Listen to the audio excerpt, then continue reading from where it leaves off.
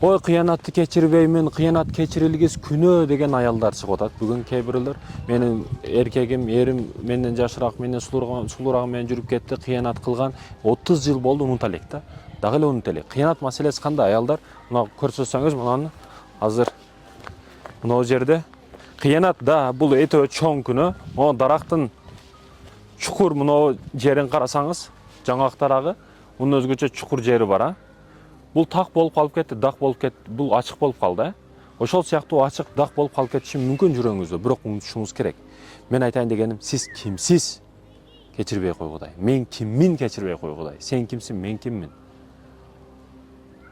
Асмандагы күнүбүз бир, кеч киргенде айыбыз бир, басып жаткан жерибиз бир, сен кимсиң у, мен киммин дейт. Ырсаптардан айтайын дегеним, сени өзүң тырмагыңдан чачкача мынтип ойлонуп отуруп карагын. Аллах Таала канча күнөөңдү кечирип койду.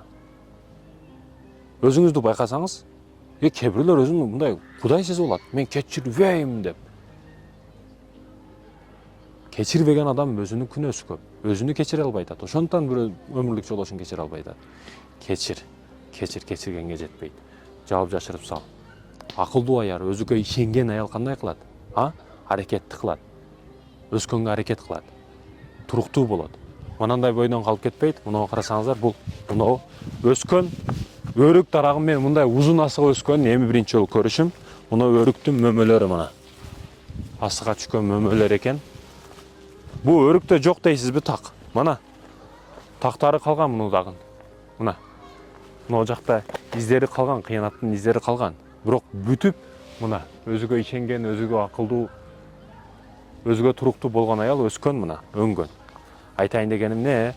Биз Кудай эмеспиз. Күйөөңүз кыянат кылса ага жараша акыретте суроо жообу болот. Бирок сиз тентекке теңелип терек бою секирбешиңиз керек, акылдуу болушуңуз керек. Эже карындашым, жөнөкөй ушул дарактарды айтып мисал келтиргенге аракет кылдым. Аллах ыраазы болсун барыңыздардан. Кечирилейле.